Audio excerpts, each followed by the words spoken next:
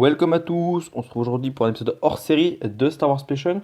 Aujourd'hui je vais vous parler de la BD Les Ombres de l'Empire, je vais vous donner mon avis dessus et je vais vous la présenter. Tout d'abord, avant de commenter la BD, je vais quand même parler du projet Les Ombres de l'Empire. Alors je sais que Captain Tabouret en a parlé dans une vidéo qui s'intitule À la poursuite de la carbonite. Une très bonne vidéo d'ailleurs, je vous conseille d'aller la voir. Moi je vais uniquement vous parler de la BD, même si je vais quand même un petit peu vous parler du projet juste avant pour vous introduire le thème. Mais voilà, j'ai lu la BD, donc je suis consommateur, enfin lecteur, et donc je pense que ça peut être sympa d'avoir l'avis d'un lecteur pour avoir envie de l'acheter ou pas, après que je vous ai fait part de mon expérience. Donc le projet Les Ombres de l'Empire, c'est quoi? Tout simplement, c'est un roman qui a été écrit par Steve Perry sur une idée de George Lucas. Donc c'est un film sans être un film. En fait, ils ont créé des musiques de fond, des jouets, un jeu vidéo, donc plein de produits dérivés, un roman, des comics, mais il n'y a pas de film, en fait, tout simplement. Et c'est un spin-off, en gros, qui raconte l'histoire, ce qui s'est passé entre l'épisode 5, l'Empire contre-attaque, et le 6, le retour du Jedi. Car oui, souvenez-vous, à la fin de l'épisode 5, on a Lando et Chewie qui partent à bord du Faucon Millennium pour essayer de retrouver Yann, qui est congelé dans la carbonite, et qui va être livré par Boba Fett au sinistre Jabba le Hutt. Et au début de l'épisode 6, on retrouve Lando déguisé en garde dans le palais de Jabba, on a Leia qui vient secourir Yann avec un costume de chasseur de primes dont on ne sait pas d'où elle le sort, avec un détonateur sur elle, on ne sait pas non plus d'où elle le sort, Luke qui revient avec un nouveau sabre laser alors qu'il l'avait perdu sur Bespin à la base. Bref, donc on ne sait pas trop ce qui s'est passé, et justement, Les Ombres de l'Empire, ça nous raconte ce qui s'est passé entre l'épisode 5 et le 6, et donc c'est la poursuite de la carbonite pour retrouver Yann Solo en gros. Ce qui est fascinant avec cette histoire, et comme le dit l'auteur lui-même Steve Perry, c'est que selon ce que vous allez lire, la BD, ou le roman, ou les comics, ou le jeu vidéo, ça raconte pas exactement la même histoire. C'est-à-dire que la trame principale reste la même, ça reste la même histoire, mais vous allez plus suivre par exemple Boba Fett dans la BD, ou vous allez par exemple plus suivre l'histoire avec le prince Xizor dans le roman. Bon, évidemment, le roman c'est plus détaillé que la BD, mais voilà, ça raconte à chaque fois des histoires un peu différentes, puisqu'on ne suit pas vraiment les mêmes personnes avec le même intérêt, selon la BD, le roman, le comics, le jeu vidéo. Donc voilà, ça c'était l'introduction des Ombres de l'Empire. Pour ce qui est de la BD en elle-même, puisque moi j'ai eu que la BD donc je ne vais pas me prononcer sur le reste, le tome 1 a été écrit par John Wagner sur une idée de Steve Perry puisqu'il a repris sur le roman. Mais comme je vous l'ai dit, il a un peu changé les éléments pour que ce soit une histoire sans qu'on suive les mêmes personnages que dans le roman. Les dessins ont été réalisés par Kilian Plunkett et John Nadeo, l'ancrage par P. Craig Russell et la couleur par Carrie Porter. Pour ce qui est du roman, hein, oui, vite fait, un petit point sur le roman, il est sorti le 1er avril 1996. Alors non, c'est pas une blague. Et la BD, elle est sortie en France en 2006, éditée par Delcourt, donc celle que j'ai. Pour ce qui est du résumé de l'histoire du tome 1. Alors on a Leia, Lando, Chewie et Dash, qui est un mercenaire au service de la rébellion qui vient aider Lando, Chewie et Leia pour retrouver Han Solo. Il est payé par la rébellion pour les aider tout simplement. Qui vont donc à la poursuite de la carbonite pour essayer de retrouver notre ami Solo. On a un nouvel arrivant, si je veux dire, qui est le prince Xizor, qui dirige une organisation criminelle, la plus grande organisation criminelle de la galaxie. On peut un peu comparer ça à la mafia si on veut. Qui est donc le Soleil Noir. Et donc lui, c'est le dirigeant, le prince Xizor. Et Dark Vador. Tous deux travaillent pour l'Empire, mais Xizor joue un peu sur deux fronts. Il essaye de ridiculiser Dark Vador et donc il met une prime sur la tête de Luke pour le retrouver mort, alors que Dark Vador le veut vivant et met une prime sur sa tête pour le retrouver vivant. Sauf que Xizor, lui, son but, c'est tout simplement de tourner Dark Vador en ridicule en provoquant la mort de Luke et que Dark Vador se retrouve un petit peu comme un con devant l'empereur en mode ah bah t'as même pas pu sauver ton fils quoi. Et bon bah l'empereur évidemment ça lui plairait pas trop, Dark Vador ça lui plairait pas du tout puisqu'il veut convertir son fils au côté obscur. Et Xizor bah lui ça le ferait bien marrer. En même temps on a Boba Fett, on le suit pas mal dans la BD qui lui essaie d'aller livrer Yann Solo avec sa carbonite à notre ami Jabba le Hutt. Sauf que lui bah il est poursuivi par pas mal de chasseurs de primes qui veulent évidemment lui voler Yann Solo prisonnier dans son bloc de carbonite pour aller le livrer eux-mêmes et toucher la récompense. Donc on suit tous ces affrontements qu'il a avec les chasseurs de primes. On suit également Luke qui est parti se réfugier sur Tatooine pour se cacher un peu de l'Empire vu qu'il y a quand même des primes sur sa tête. Et qui s'est créé un nouveau sabre laser et qui squatte un petit peu la maison de Ben Kenobi. Luke il est traqué notamment par un gang qui est un gang qui appartient à Jabba qui veut le retrouver, qui veut l'avoir mort puisque la prime pour l'avoir mort est plus grande que celle pour l'avoir vivant.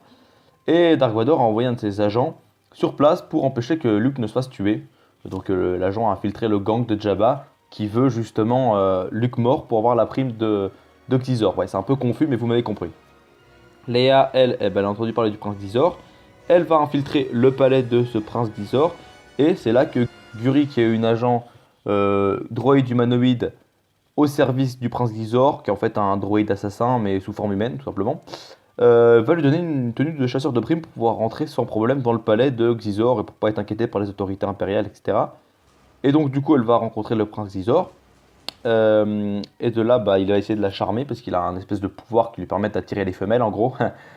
Et Leia, bah, au début, elle va pas trop résister. Puis, vu qu'elle est avec Chewie, parce que oui, ils sont tous les deux, bah, il va réussir à l'empêcher de faire une connerie en sortant avec lui. Enfin, en se faisant. Bref, je vous épargne les détails.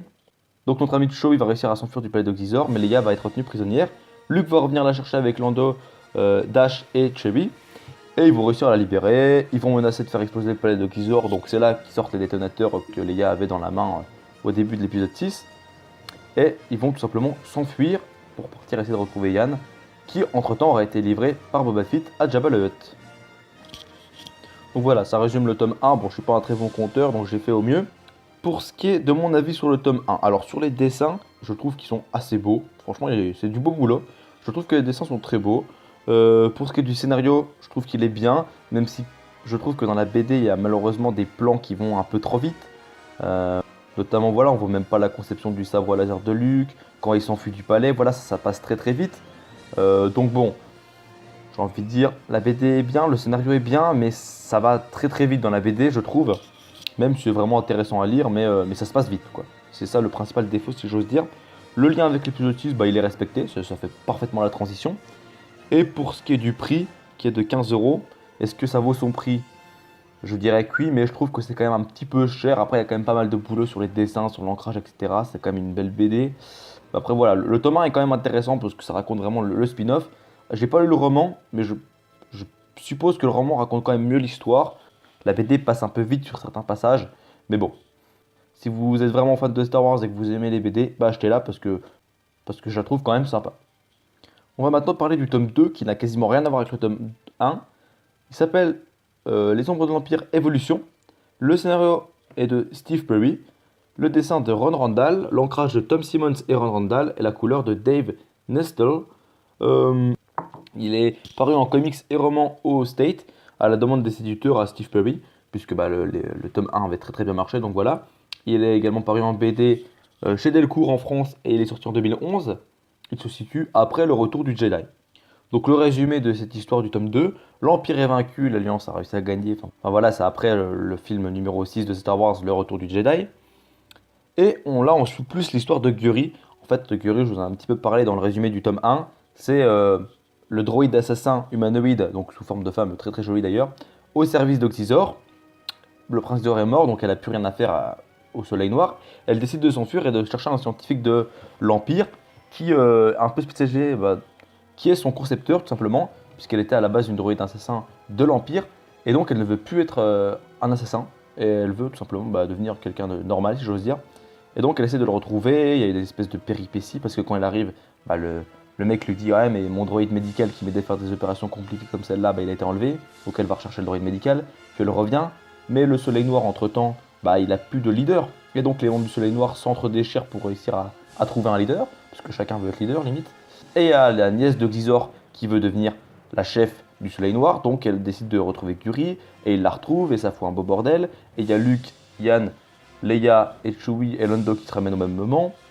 Donc voilà, c'est un beau bordel, ils se ramènent sur la planète où est le scientifique de l'Empire qui est en train de faire l'opération sur Guri pour la rendre normale. Il réussit à lui enlever ses souvenirs d'assassin, donc elle a encore les capacités de combat, mais elle se souvient plus de tout ce qu'elle a fait, quoi. Et l'histoire se termine, se conclut avec Luke qui la rencontre et qui lui dit « Ah oui, tu me sembles être quelqu'un de bien, machin. » Et puis elle se dit « Ah oui, je me souviens de t'avoir rencontré, mais je sais pas d'où, bah oui, parce qu'elle a oublié ses souvenirs. » Voilà, je vous résume grossièrement l'histoire.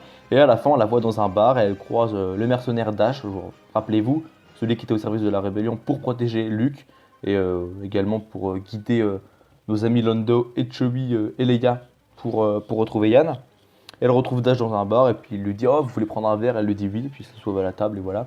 Donc peut-être qu'après ils vont partir braconner ensemble, j'en sais rien. Parce que Dash, hein, entre parenthèses, hein, je ne voulais pas trop parler de lui parce que c'est pas vraiment le sujet de la vidéo.